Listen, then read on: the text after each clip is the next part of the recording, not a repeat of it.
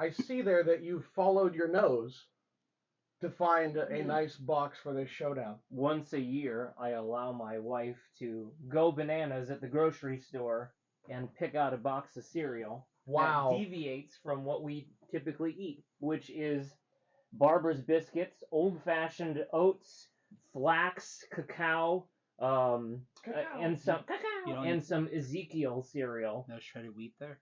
No, that's Barbara's biscuits. They're organic. Shredded wheat is far too advanced for this guy. But once a year, we cut loose. I thought maybe you just like had like hand milled millet or something to eat based on that list. Sounds gross. This is from the Dollar Tree. I noticed that it's where not you can the get everything same for $1.25. single-use plastic that you used the last Well, time you're that we darn did. right. I have more things to have multiple uses, so it doesn't Oh. count as a single-use plastic, Okay. obviously. And then it's going to line my trash cans later, the way God intended. You hate the planet, don't you? I am not the Lorax. Next on Ugly Thirds.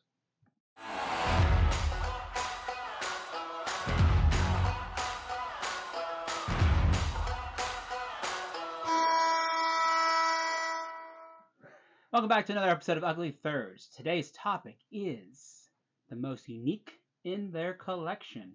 John Shrems, take it away.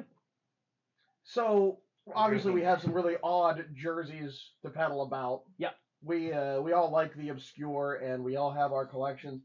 And what is the most unique? And I feel like this could be like we could do this a handful of times and still have some really interesting pieces to show off. This was hard. Oh yeah, because to pick one. I had to go outside the NHL, Well, like I'm thinking, like, okay, how many obscure minor league, like the 1999 New Year jersey for the Port Huron Border Cats? Of course.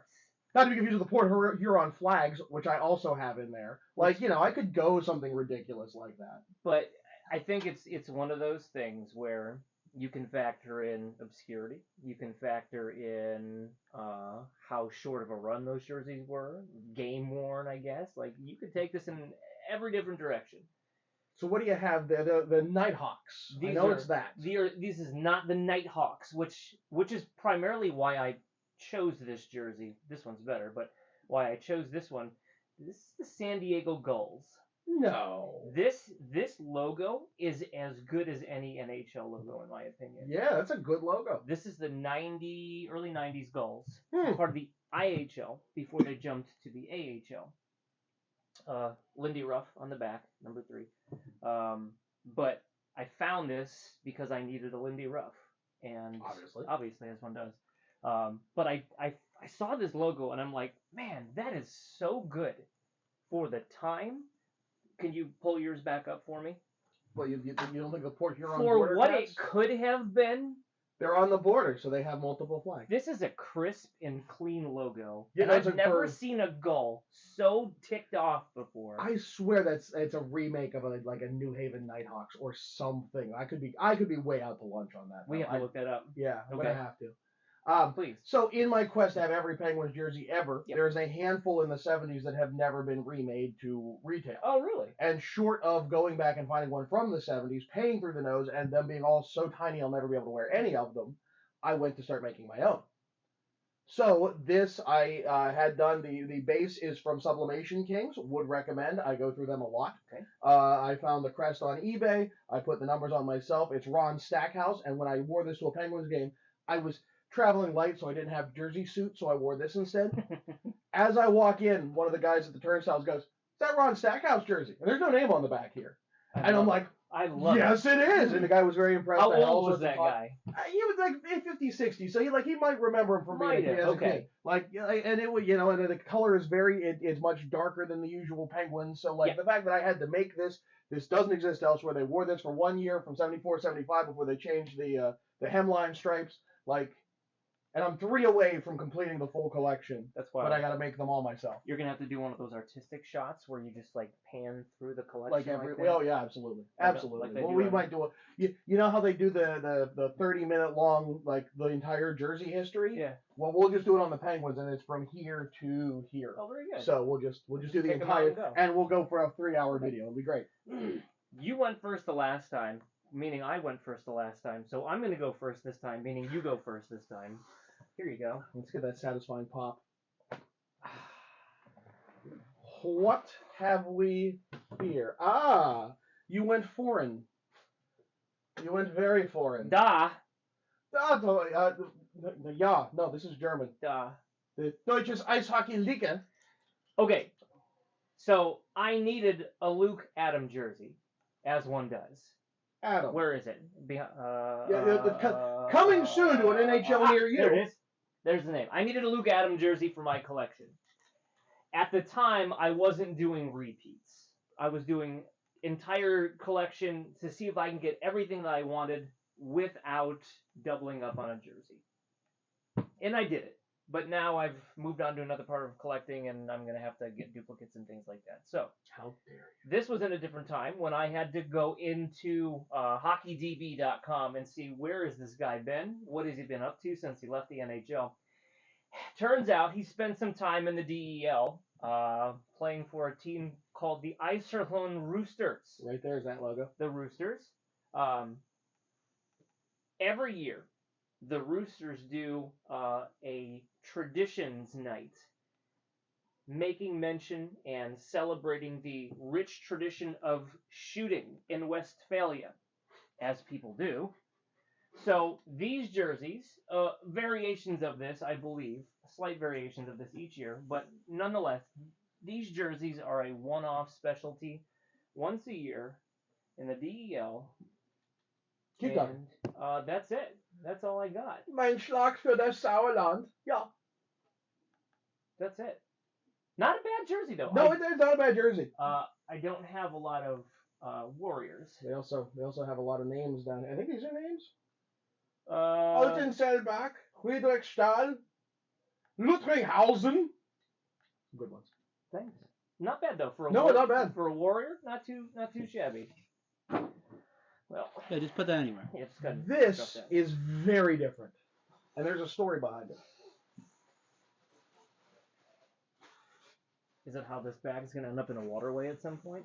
It's going to be in a turtle's lawn. I'm not one of the 100 corporations making all the problems. I'm No, not, you can toss that over. I'm not going to.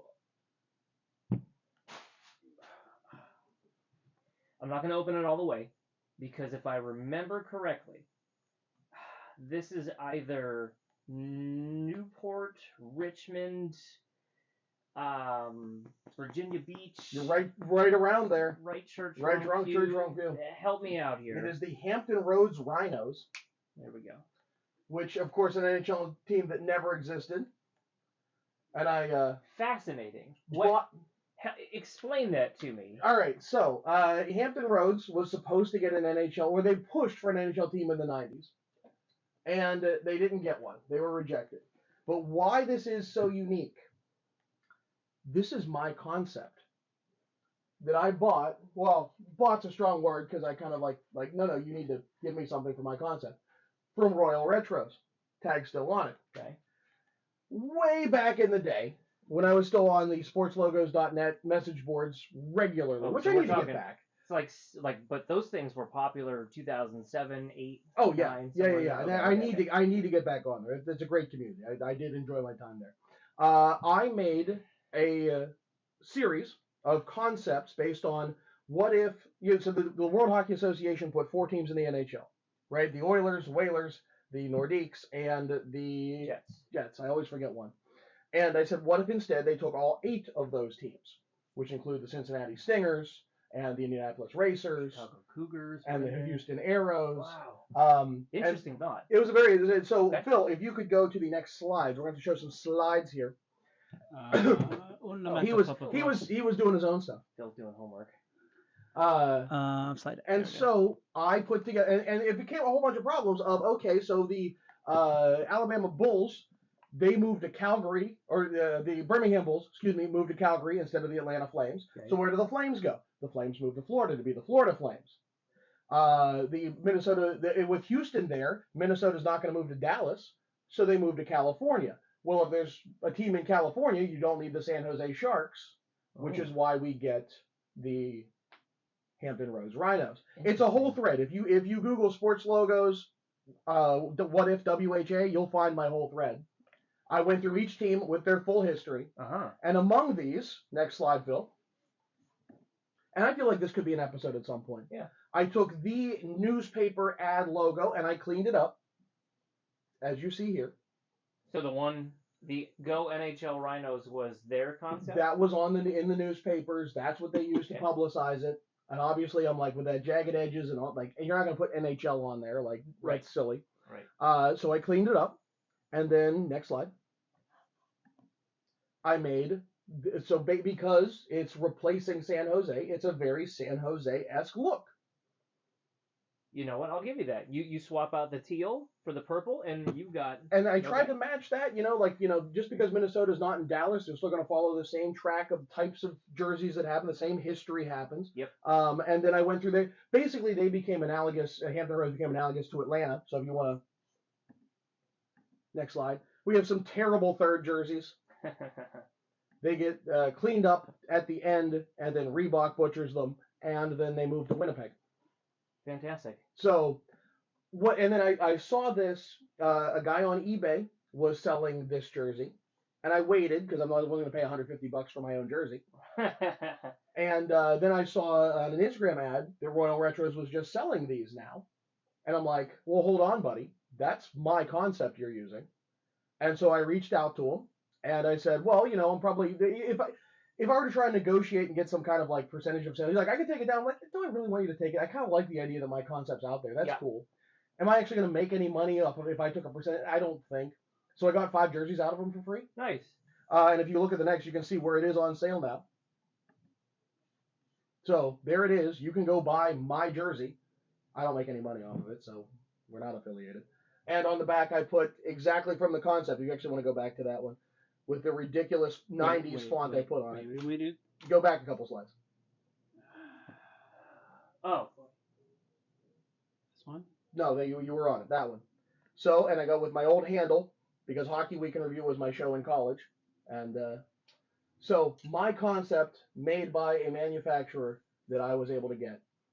That's my most unique jersey in my collection. 17 years later, you are vindicated. A little bit. Nice. He's like, oh, I thought it was a prototype that someone made. How do people even vote? Like, I'd be more curious about the comments that come along with the voting in the poll. I might have to like put a link into that thread. The thread's long shut down, but it's still there. I'll put it down in the link in the description. Good. So tell us, most unique jersey.